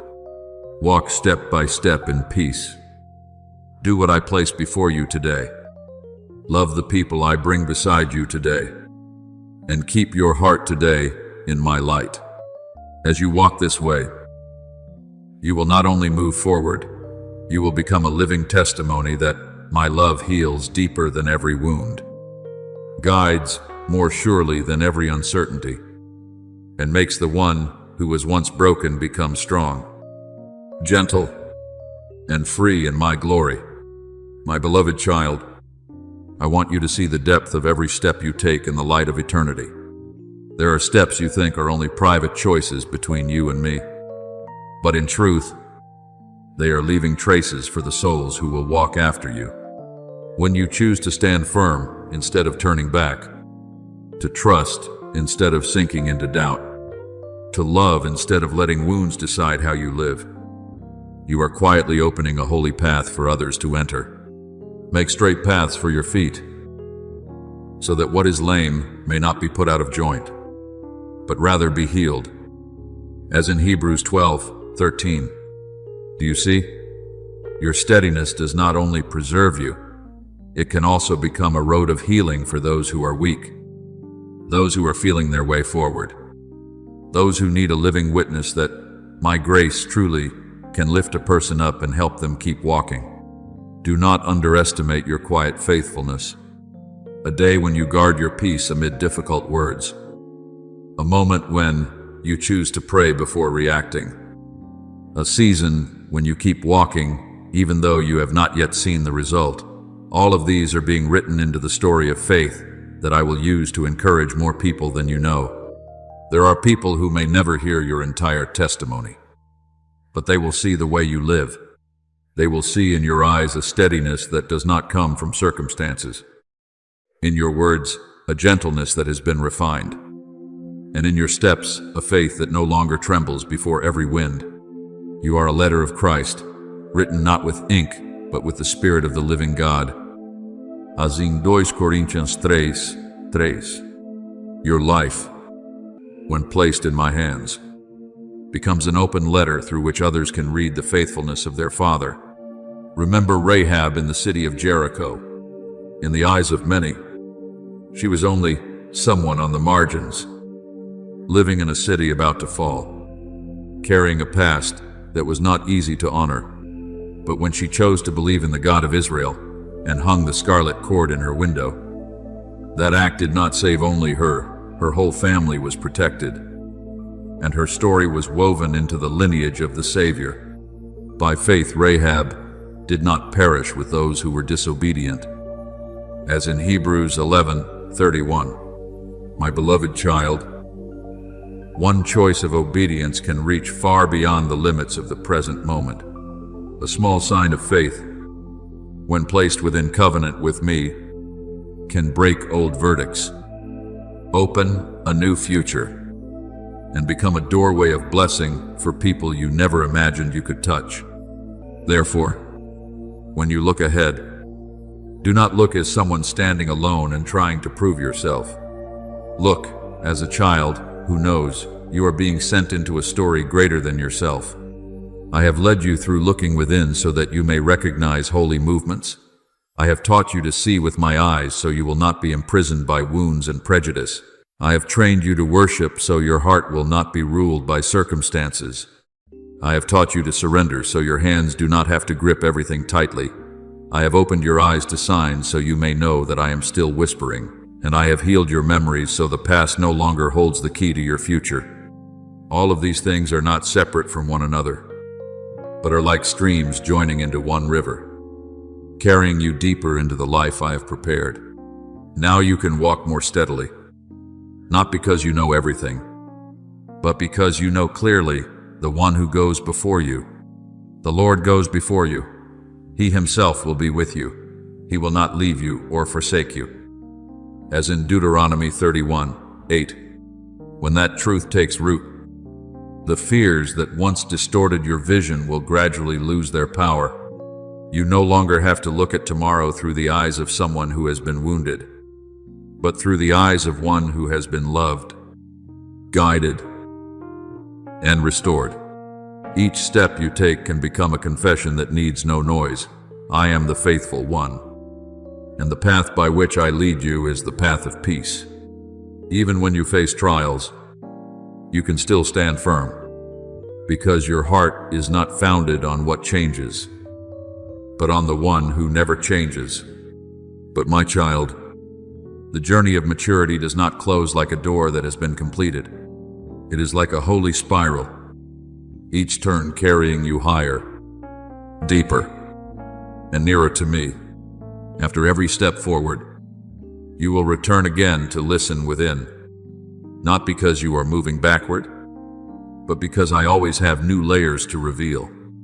After every season of healing, you will learn again to look at others with wider compassion. After every act of surrender, you will realize that you can still trust more deeply. We all are being transformed into the same image from glory to glory. As in 2 Coríntians 3:18. Your transformation is not a single event, but the continual work of my love, shaping you day by day to become freer, purer, and more like my light. Since you chose to set your feet upon the path I have shown you, the invisible chains that once wrapped themselves around your mind have begun to crack. The cycles of fear, self-protection, doubt, and old limitations no longer have enough power to hold you as they once did. I am bringing you into a more spacious place, where relationships are no longer governed by unhealed wounds, where love is no longer a burden you must strain to maintain, but becomes a natural flow from the source of life I have placed within your heart. The love of God has been poured into our hearts through the Holy Spirit, as in Romans fem. When that love fills you, it will overflow in the way you speak to your family, the way you are patient with friends, the way you treat strangers, the way you listen to someone in pain, and even the way you forgive yourself. I do not need you to prove your renewal through great declarations. I rejoice when I see you living it in small moments, a gentle answer instead of harshness, a sincere presence instead of haste, a kind act that no one praises, a faithful choice when no one is watching. Whatever you do, do it wholeheartedly, as unto the Lord. As in Colossians 3:23. These are the very things that make your life become a holy fragrance. When you walk with steadiness, gentleness, and truthfulness, you are not merely living better, you are bearing witness that my love has touched you down to the roots, dissolved what was old, and opened a new flow within you. Therefore, my beloved child, continue walking with bright eyes and an open heart. Do not return to take up the yokes I have already removed from you. Do not shrink your love merely because there was once a season when you were wounded. Do not doubt the path simply because there are still portions of it not yet revealed. I am going before you, walking with you, and also using your steps to prepare the way for others. Each time you look, you will see another new trace of my love. Each time you obey, you will open another stretch of freedom.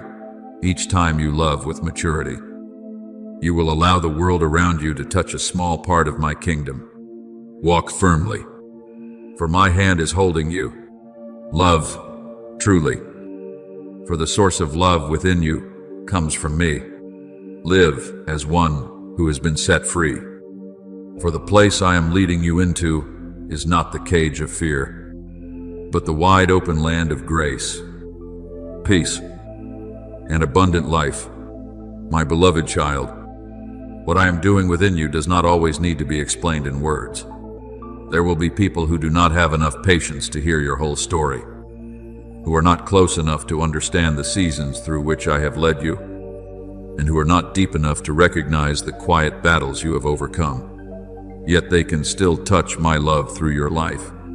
They will recognize it in the way you listen to someone who is exhausted without rushing to judge, in the way you give something good without secretly keeping a record of debt, in the way you choose to release from your heart the thorns of resentment so your soul is no longer dragged along by what is old. Let your light shine before others, so that they may see your good works and glorify your Father in heaven. As in Matthew 5:16. Do you see? True light does not need to shout in order to prove that it is light. It only needs to be present, steady, pure, and those walking in darkness will recognize that a lamp is burning. I know the world often looks for great signs, but my love is often revealed through very small things. A soft word when you could be harsh, a wise silence when you could defend yourself, a hand extended when you have the right to turn away. These are the places where my love becomes visible. You did not become this way in a single day. It is the result of many seasons in which you allowed me to reshape your perspective, touch your memories, heal old reactions, and teach you to love no longer from lack, but from the source of life I have placed within you. The fruit of the Spirit is love, joy, peace, patience, kindness, goodness, faithfulness.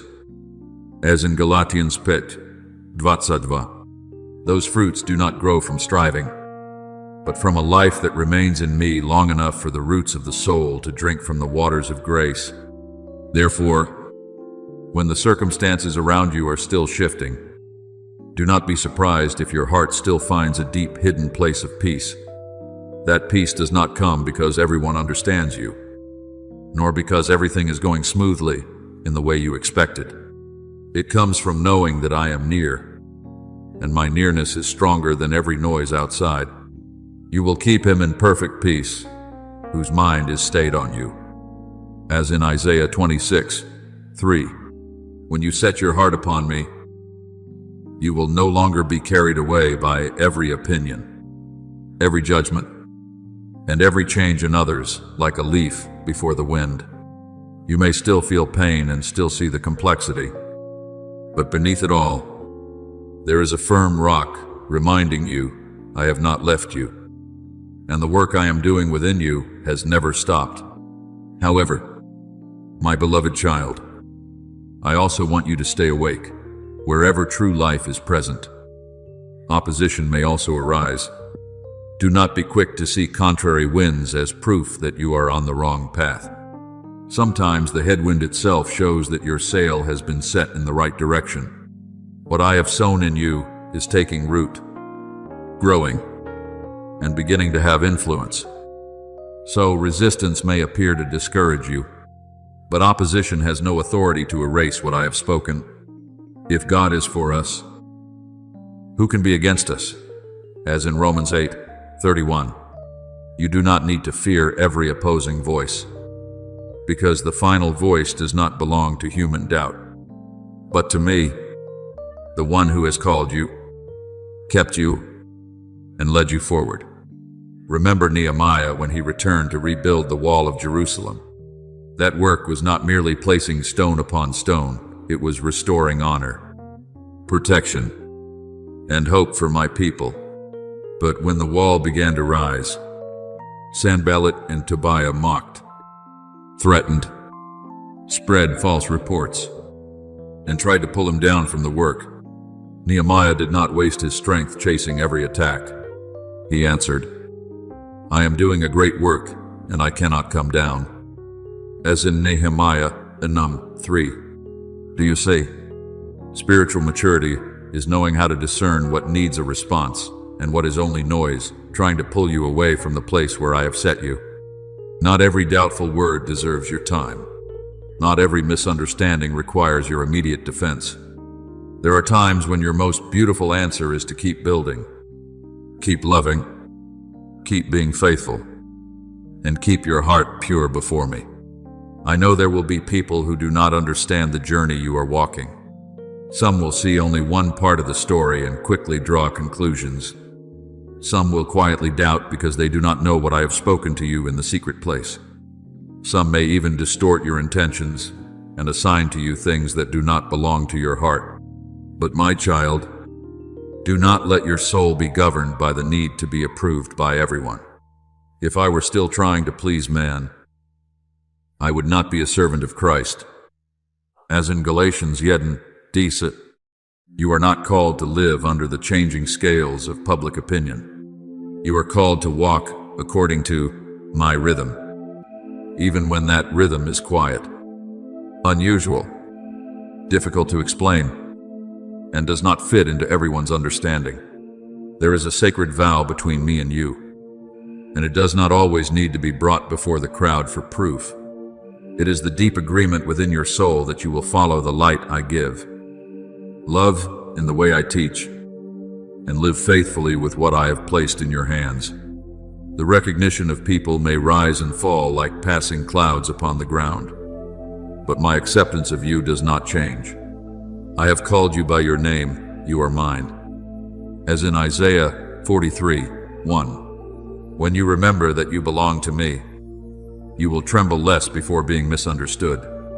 When you know that I have called you by name, You no longer have to chase every other voice in order to find your worth. When you stand in my affirmation, your soul will become lighter, because you no longer carry the burden of making everyone agree with you.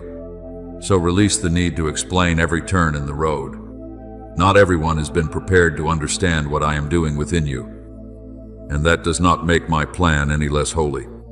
Some people can only see the outer layer, but I see the motives, the tears, the obedience, and the times you quietly chose what was right when no one knew. The steps of a righteous man are ordered by the Lord. As in Psalm 37, 23. Your task is not to build a high wall of arguments to protect your reputation, but to keep your heart aligned with my voice. When your heart remains in rhythm with mine, your steps will not lose direction. Even if the road is steep, winding, and has stretches that must be walked in silence. My beloved child, continue walking in the gentleness I have sown within you. Let others see me through the way you live, not by display, but through steadfast faithfulness. When you are opposed, stand firm without becoming bitter. When you are misunderstood, guard your heart from pride and resentment. When you are praised, humbly remember that every good thing within you comes from me. Whatever you do, do it wholeheartedly, as unto the Lord, and not for men. As in Colossians 3:23, if you live before me in this way, you will be free from the need to prove yourself, free from the fear of being judged, free from the spiral of trying to please everyone. And in that freedom, my love will continue to flow through you, quietly yet powerfully, tenderly yet impossible to extinguish, so that wherever you pass, the fragrance of grace will remain. My beloved child, on the journey where I am leading you, you will meet many different faces, and not everyone is placed beside you with the same role. Some people only stand at a distance and quietly observe how you walk through change. Some draw nearer because they are curious about the peace they do not yet understand. Some walk with you for only a short stretch to bring a lesson, a reminder, or a light of understanding. And there will also be those whom I place beside you for the long term as companions in grace.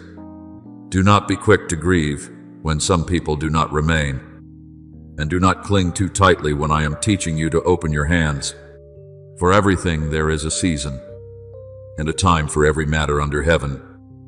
As in Ecclesiastes 3:1, every relationship has its season, and when you look through my eyes, you will not only ask, how long will this person stay, but, Father, what have you taught me through this person's presence?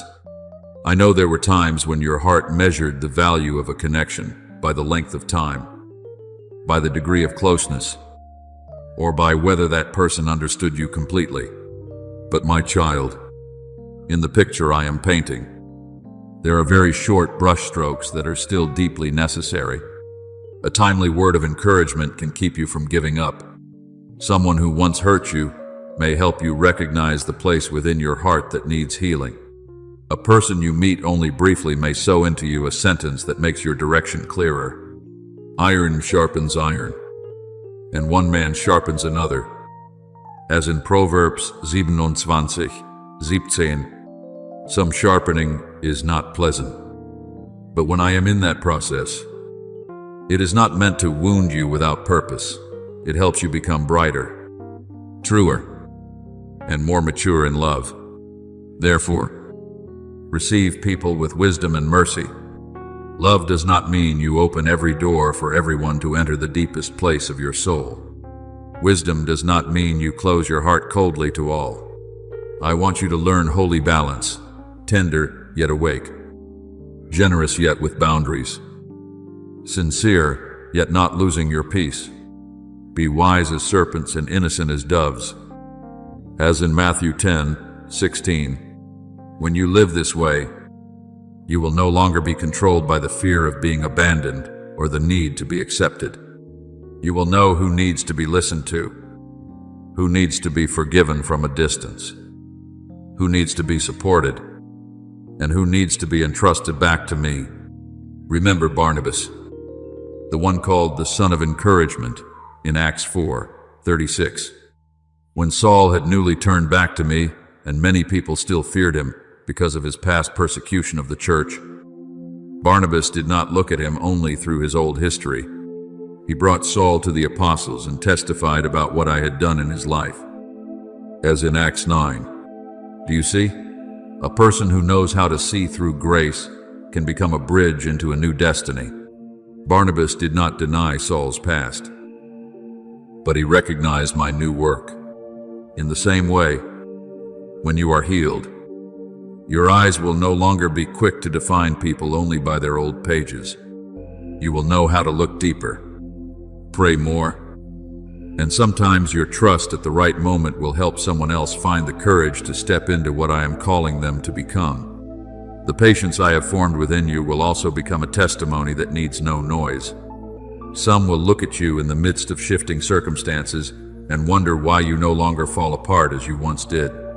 Some will see you misunderstood, yet not responding with bitterness. See you delayed, yet not losing hope. See you waiting, yet still keeping gratitude alive. Then your life will speak in place of many sermons. Always be ready to give an answer to everyone who asks you for the reason for the hope within you, yet with gentleness and reverence. As in it Peter Tree, Fempton. The hope within you is not a slogan. It is a light refined through the nights when you chose to trust me, even before you could see the way. My beloved child, I do not need you to force yourself to become a perfect model for others. I only want you to live truthfully in my presence. It is sanctified honesty that has the power to touch human hearts. When you admit that you were once weak, but have been upheld, once afraid, but have been taught to trust, once wounded, but have been healed, others will see that hope still remains for them too. You are the light of the world, as in Matthew 5:14. But that light is not the light of performance. It is the light of a heart that has allowed me to remain, allowed me to shape it, and allowed me to turn its cracks into places where grace can shine through. Your presence can become a very gentle invitation. Come closer to the Father, for His love is still enough for the weary. Do not be afraid of the days ahead. They are not abandoned blank spaces, nor are they a foggy territory you must feel your way through alone. Before you set foot into tomorrow, I am already there. The Lord will go before you. He Himself will be with you. He will not leave you or forsake you. As in Deuteronomy 31:8, what you call the future is not outside my reach. Every encounter, every door, every slowing down, and every step forward can become part of the path I am opening. When you keep your eyes on me, the unknown will no longer be a threatening darkness, but a place where your faith continues to grow. And when you bring each breath into rhythm with me, you will realize that you are not only completing your own journey. Through your obedience, I can begin other journeys. Someone you strengthen today may become a source of strength for many tomorrow. A word of forgiveness you choose to sow can break a chain of bitterness passed from one generation to another. One faithful step of yours can open a way for your family, your friends, or people whose names you have never known. The offspring of the righteous will be blessed. As in Psalm 116:6, you do not always see your influence immediately, but in my hands, small faithfulness can reach farther than you imagine. So keep walking, my beloved child, with an open heart and awakened eyes. Welcome those who come with love. Release those who leave with peace. Keep those I entrust to you with faithfulness, and surrender every relationship back to me in trust. Do not try to hold anyone through fear, and do not push anyone away through old wounds. Let my love guide the way you draw near, the way you let go, the way you listen, and the way you forgive. When you live this way, your life will become a road carrying the fragrance of grace. Those who pass by will sense that I am near, and those who are called to continue walking with you will recognize that this journey is not yours alone, but part of a greater plan in which I use the love that has healed you to awaken, strengthen, and open the way for many other souls to return to my light. My beloved child, do not measure the value of your life by passing applause or the fleeting gaze of the world. I did not form you merely to create a few brief impressions that vanish like footprints in the sand. I am building within you a work with depth, with foundation, with intention that reaches beyond the limits of the seasons you can now see. There are things within you today that others have not yet recognized, but I saw them before you even knew how to call yourself by name. Before I formed you in the womb, I knew you. As in Jeremiah said to Lime, you are not the result of chance, nor are you a life thrown into the world without direction. You are part of a sacred design, and every step you take in faith is placing another stone into the work I have appointed. I know there were stretches of road you once walked through where your heart wondered, were those days useless? Did those tears fall without anyone hearing? Did those times when you patiently endured in silence mean anything at all? But, my child, nothing placed in my hands becomes wasted. All things work together for good for those who love God. As in Romans 8:28, this does not mean every experience is gentle, but it means my power can enter even what is broken and cause it to serve what is good. There were pains that once made you think you were being delayed, but in truth, I was using them to make your heart deeper. There were times when you thought you were going in circles, but in truth, I was leading you away from what was not yet the right time or did not belong to you. Dry seasons are not always signs of absence. Sometimes it is precisely in the desert that I cause the roots of your faith to go deeper toward the hidden waters. A tree growing in easy soil may turn green quickly, but a tree that endures wind and scorching heat learns how to cling tightly to the source of life beneath it. You are the same.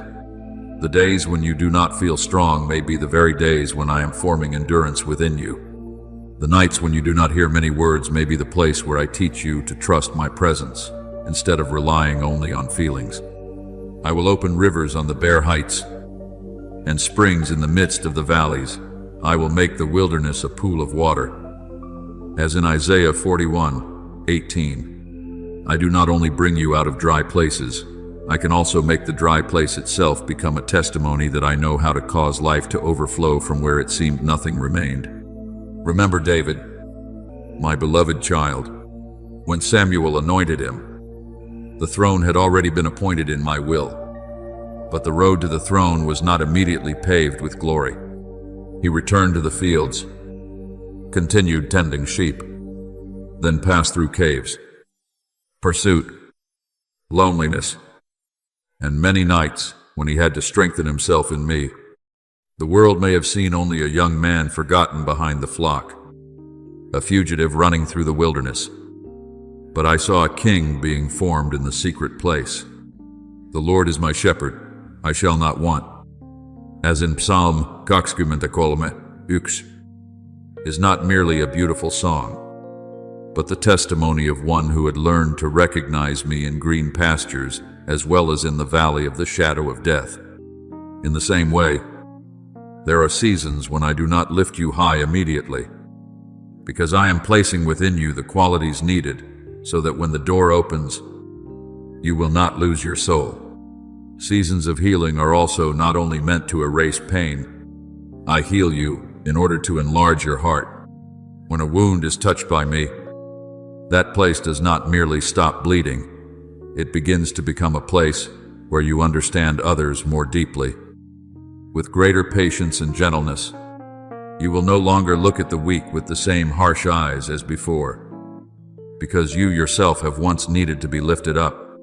You will not rush to draw conclusions about souls who are out of rhythm, because you know there are battles only I can fully see. He comforts us in all our affliction, so that we may be able to comfort others. As in 2 Coríntios 1:4, the wholeness I restore to you is not a cold, untouched wholeness. It is a restored wholeness, softer, deeper, and carrying the fragrance of mercy. Therefore, do not despise the small details in your journey. A brief encounter, a delay, a closed door, a season of silence, a prayer no one hears, a moment when you choose forgiveness instead of holding resentment. All of these can be threads I am weaving into the garment of your life. When you look closely, you may see only tangled threads of different colors, but from my perspective, they are being formed into an image with order, beauty, and purpose, for we are His workmanship, created in Christ Jesus for good works. As in Ephesians 2:10, you do not have to manufacture meaning for your life by your own strength. I have prepared good works, seasons of learning, roads, people, and even the necessary silences to shape you according to my good purpose. I know there are parts of your story that you once thought had been forgotten. Perhaps it is a delayed dream, an old version of yourself that was once wounded, a season when you lived with the feeling that no one understood, or a memory you do not want to touch again. But I have never forgotten anything that belongs to you. I have engraved you on the palms of my hands. As in Isaiah 49:16, what you thought had fallen out of everyone's sight has always remained before me. I care for even the parts you keep hidden, even the things you do not have enough words to explain, even the roads you thought only you knew. And in that care, I do not merely preserve them as they were, I transform them, purify them, and cause them to become part of the wisdom, gratitude, and new strength within you. So, my beloved child, rest in this truth. Your life is not a sequence of disconnected events, but a work I am patiently bringing to completion. Joy has taught you gratitude. Tears have taught you dependence. Waiting has taught you endurance. Loss has opened within you a deeper compassion, and the dark seasons have made my light within you more precious. He who began a good work in you will bring it to completion. As in Philippians 1:6, I am not finished with you, and not one chapter in my hands is meaningless. Keep walking in faith, for every detail of your life is being touched by me. Every wound is being redeemed by me, and every season you have passed through is helping form the radiant, free, and steadfast person I lovingly appointed you to become from before time began. My beloved child, do not see the place where you are standing today as a meaningless waiting room, and do not be quick to call this season a delay simply because you have not yet seen every promise bloom before your eyes. There are places I bring you to not so that you will hurry through them, but so that you will remain long enough to recognize that the ground beneath your feet has been touched by my presence. Take off your sandals from your feet, for the place where you are standing is holy ground. As I spoke to Moses in Exodus 3:5, holy ground is not always a place that feels pleasant, radiant, or recognized by the world. Holy ground is the place where I meet you, call your name, refine you, and prepare you for what your eyes have not yet fully seen. Therefore, stand firm in this season with gentle reverence, not the fear of panic, but the sacred attentiveness of a soul that knows its Father is working even in the most ordinary things. I know that there are times in your heart when you want to move faster, to know the outcome immediately, to see clearly why you must pass through this stretch of road. But my child, there are lessons that are given only to the one who knows how to stand still and trust. If you rush away from the place where I am training you, You may carry the dream with you, but lack the depth needed to hold it. If you focus only on the next season, you will miss the grace I am pouring out in the present one. Be still before the Lord and wait patiently for Him. As in Psalm 37:7. This waiting is not making you smaller, it is causing your roots to grow deeper. It is not taking your future away from you. It is preparing you to enter that future with a heart that is steadier, purer, and vidare. What I want you to nurture right now is gratitude. Thanksgiving is not only the word you speak after the door has opened, after the prayer has been answered, after the thing you long for is already in your hands. Thanksgiving is the breath of faith when the seed is still beneath the soil, when the surface shows no sign, when everything outside seems silent. Give thanks in all circumstances. As in 1 Thessalonians 5:18, that word does not tell you to deny your tears, but teaches you to place your tears beneath the light of my faithfulness. When you give thanks before you see, you are telling your soul that the unseen realm is not empty. I am preparing, arranging, and causing good things to take root in places where ordinary eyes cannot yet reach.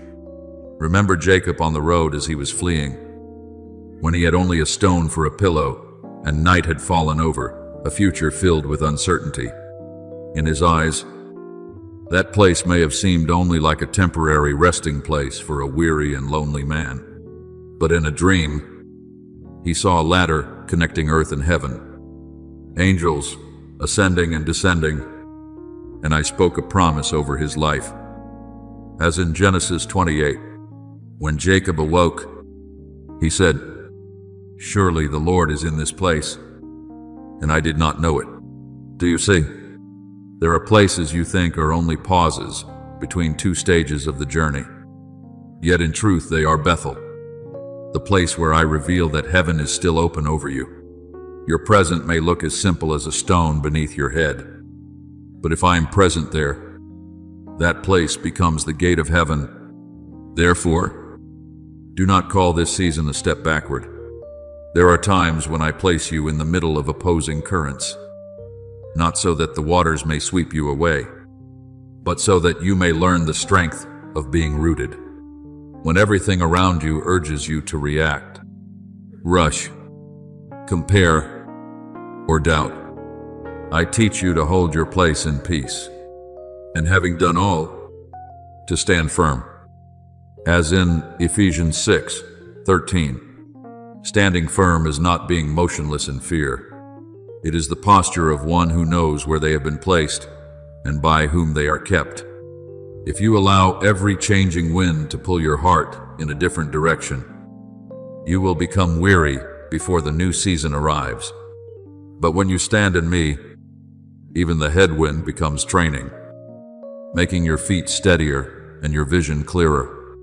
There will be old desires returning to knock on the door of your heart. Dreams once cherished suddenly coming alive again. Questions you thought had settled rising once more beneath a thin veil of mist. Do not be afraid of those movements. Not every stirring within your heart is a sign of weakness. Sometimes it is evidence that the seed I planted is still alive.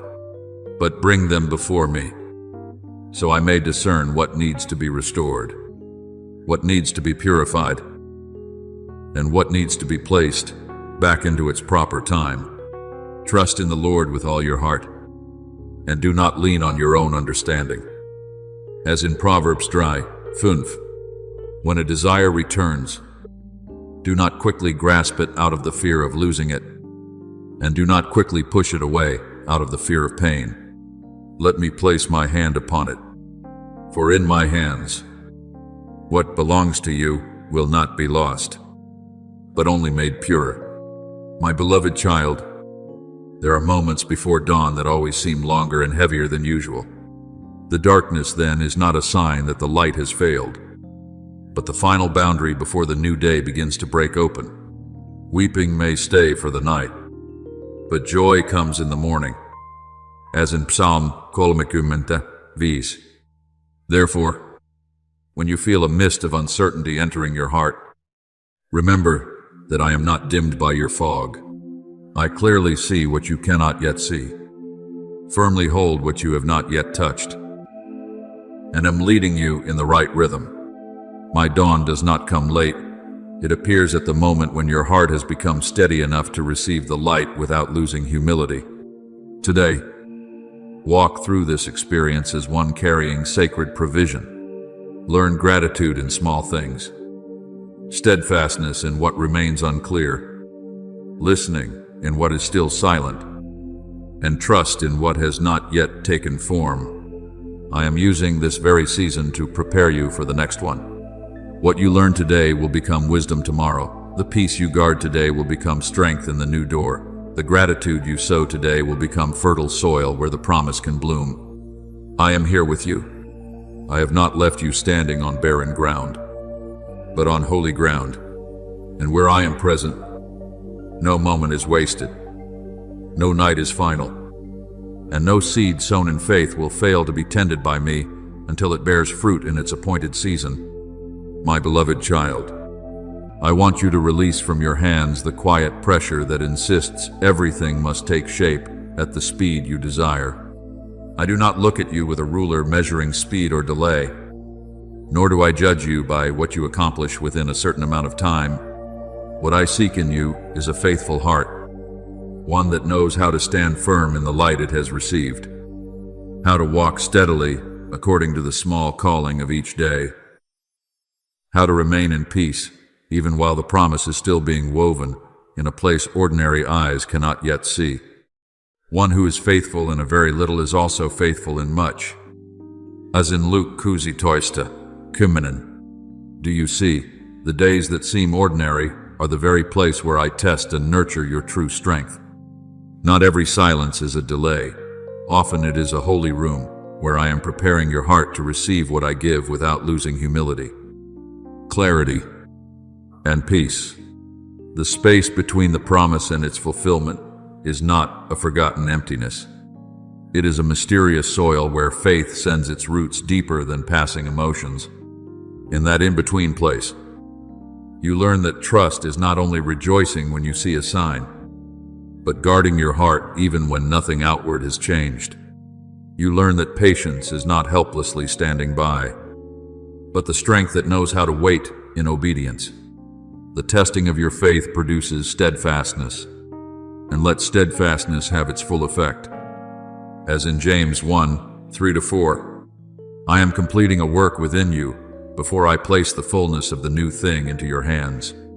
If blessing comes while the foundation is still shallow, even that beautiful thing could shake you.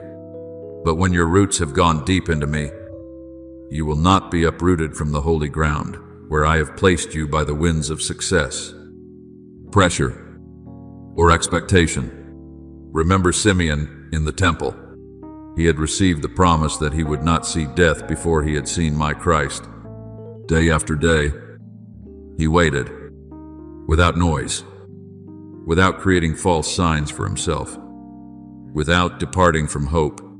Then, at the appointed time, led by the Holy Spirit, he entered the temple and took the child Jesus into his arms, declaring that his eyes had seen my salvation. As in Luke Cox, my beloved child, Simeon did not make the promise arrive faster through anxiety. He remained in the right position, kept the right heart, and I brought the promise at the right hour. In the same way, what I have spoken over your life does not need you to force it into form by human strength. I know the way to it. I know the hour the door will open, and I know how to place you in the right place to meet what I have prepared.